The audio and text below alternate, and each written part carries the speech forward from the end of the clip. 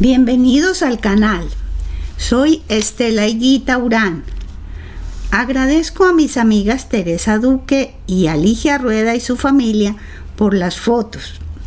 Hoy voy a narrarles el cuento Alfarero. Había llorado. Lo supieron porque sus ojos y nariz estaban enrojecidos y por los manchones de tierra colorada que sin darse cuenta exhibía en la cara. Tenía los músculos tensos, la mirada inexpresiva. Y estaba ahí, inclinado, en silencio, apretando el barro con rabia, probando su textura y dándole forma a las tejas mientras pensaba en el futuro de sus hijos. Tal vez lo que no dijo en muchos años empezó a aflorar ahora con más fuerza, como si hubiera llegado al límite. En su figura delgada se manifestaba el cansancio y en el entorno se percibía una protesta sin palabras. Alfarero era su oficio. Lo llevaba en la sangre, en los genes. Fue la herencia que recibió de sus antepasados. Tenía los dedos torcidos y gruesos, las uñas sucias y las manos toscas y resecas de trabajar con el barro. Sabía elaborar vajillas, pero se especializó en ladrillos y tejas para hacer casas ajenas, pues nunca pudo comprar un lote para construir la suya. La tierra que amasaba y en la que estaba la casa donde vivía pertenecían al patrón, que tenía propiedades por todo el valle, desde el piedemonte hasta la ribera del río y por la llanura, pasando más allá de donde podía llegar la vista. Las montañas encerraban el llano por ambos lados, formando cadenas poco elevadas. En algunas partes estaban cubiertas de bosques y en otras de sabanas con diferentes tonalidades de verde, a excepción de la tierra lacerada de donde se extraía el material para las tejas y los ladrillos. Por momentos la neblina apilada, parecida a motas de algodón con movimientos perezosos, impedía ver las faldas, aunque las puntas descubiertas de los picos se clavaban en el cielo adornado con pinceladas largas de nubes blancas. Allá lejos se dibujaba el páramo con sus laderas azules y su cúspide cubierta por la bruma. El río se desparramaba por la planicie en su recorrido ondulante y caprichoso, y el sol se reflejaba melancólico en sus aguas siempre teñidas de amarillo. En esas tierras vivía el alfarero Tucho Montoya con su numerosa familia. El clima era muy fresco y se hacía más frío cuando soplaba el viento trayendo las brisas heladas del páramo. En esas épocas secas también arrancaba los remolinos de tierra colorada y como si fuera un ser invisible y juguetón se enredaba en las ramas de los árboles haciéndoles besar la tierra. Doblegaba los sembrados y seguía soplando con más fuerza, refrescando todo el cañón hasta diluirse en la lejanía. Tucho y 4 hombres más extraían el material, pero era Crispín, el buey, quien debía llevar en su lomo los cajones pesados llenos de barro. En el tejar disponían la arcilla en el redondel, mezclándola con agua, y luego Crispín, arreado por uno de ellos, daba vueltas pisando hasta darle la consistencia exacta. Sacaban el material, llenando con él los moldes para hacer las tejas y los ladrillos. Tucho sentía que la textura de la greda le penetraba por las manos, le recorría el cuerpo y permanecía aferrado a ella hasta volverse parte de la misma sustancia. Entonces su fusión llegaba a tal punto que era él quien se convertía en muros y techos. Los fines de semana el trabajo se hacía más difícil. Era el momento de darle a los materiales la resistencia necesaria, y para ello todo se llevaba a quemar en un horno que funcionaba con leña. Tenía claro que sus hijos no iban a ser alfareros. Los tiempos modernos no eran propicios para trabajos como ese, y además tampoco habían heredado el fervor que se requiere para el oficio. era un hombre maduro cuando empezaron los comentarios. Se decía que Tucho lloraba sobre el barro y que sus lágrimas tenían la propiedad de hacer más resistentes los materiales de construcción. El mito se hizo público y corrió por el valle como el agua del río. Los ladrillos y las tejas tenían tanta demanda que no lograba cubrir los pedidos. A Tucho lo que le dolía era convencerse de la imposibilidad de darle estudio a sus hijos. Por eso se le acumularon los sentimientos de impotencia y la pobreza se le volvió insoportable. Debido a su timidez, no encontró las palabras apropiadas para expresar lo que quería decir desde hacía mucho tiempo. La única opción que tuvo fue introducir sus lágrimas de rabia en la superficie porosa de los ladrillos y las tejas.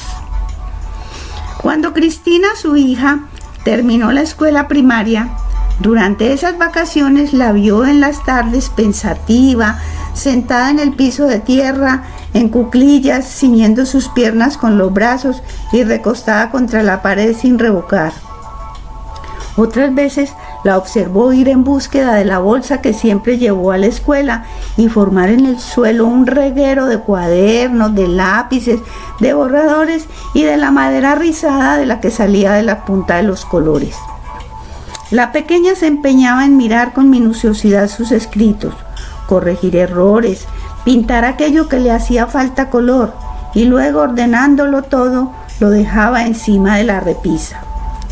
Ella un día le contó que todas las noches soñaba con un mundo hermoso y abierto, con uniformes, edificios, salones, patios grandes y montones de conocimientos que estaban allá afuera, pero que al despertar se sentía muy triste porque esas eran las últimas vacaciones y tenía miedo de que a los 11 años iba a empezar su vida laboral en el campo, así como le sucedió a sus hermanos.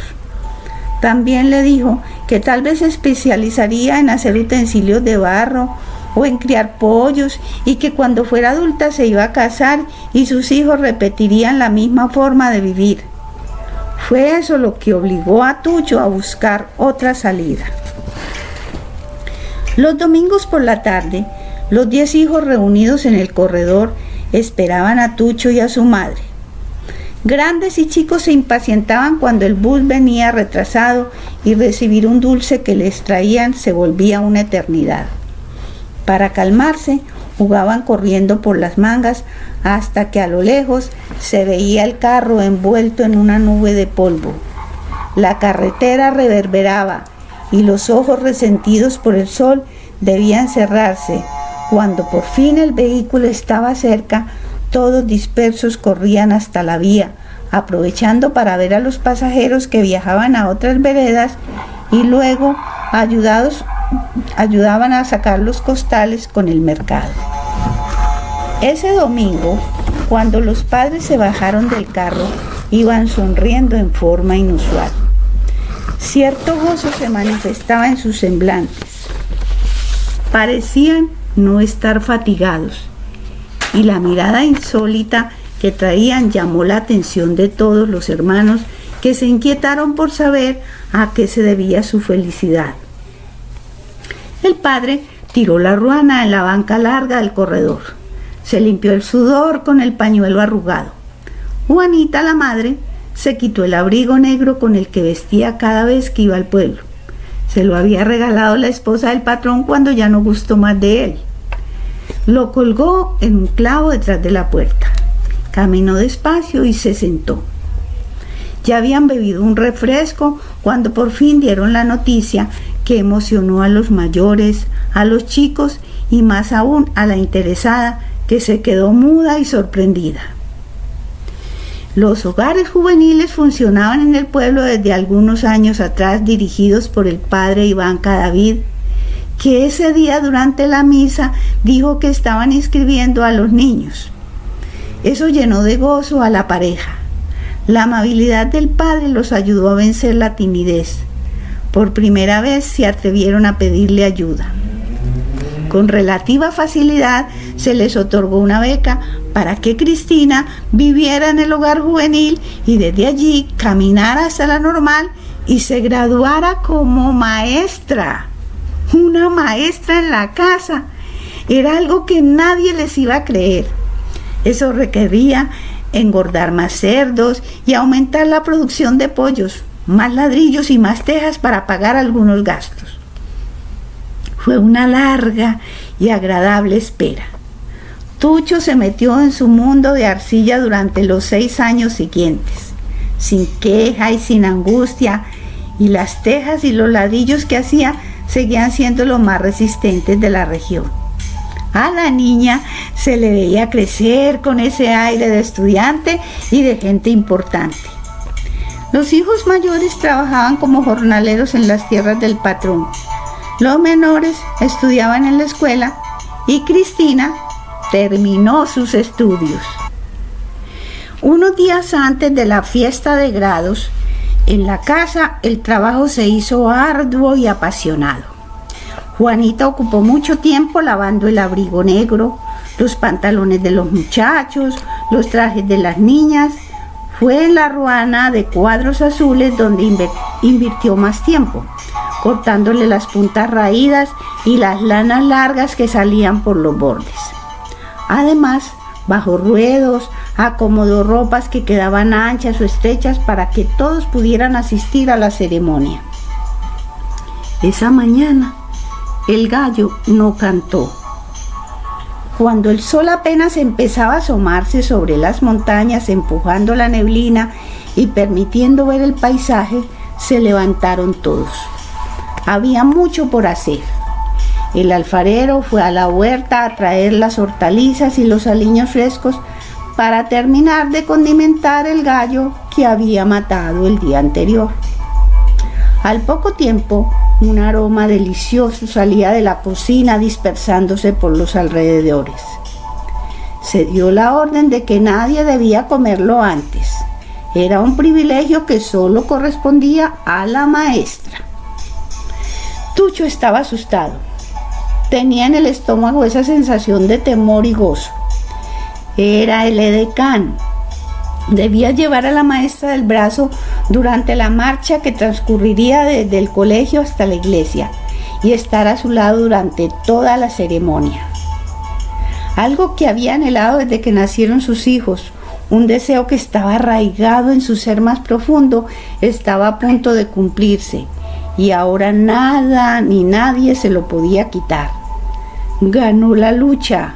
Consiguió al fin sacar a su hija de la lista de los peones del patrón. Su mayor temor era aparecer en medio de un grupo de señoritas graduadas. Por eso pensó que se aferraría a su sombrero que iba a llevar apretado contra el corazón, sobre la ruana ya retocada por Juanita. Tener una maestra en la casa de un alfarero, eso era algo muy grande. Antes de la ceremonia, Tucho se dio un baño y lavó muy bien las manos y hasta las restregó un poquito de vaselina. Orgulloso, tomó del brazo a su hija. No pudo evitar que algunas gotas cayeran sobre la ruana. Fueron sus primeras lágrimas de felicidad en mucho tiempo. Bien, amigos. Gracias por escuchar mis relatos y cuentos. Si este les gustó, espero que se suscriban, lo compartan con sus amigos y le den like. Y también espero sus comentarios. El próximo cuento va a llamarse Negro Profundo. Muchas gracias.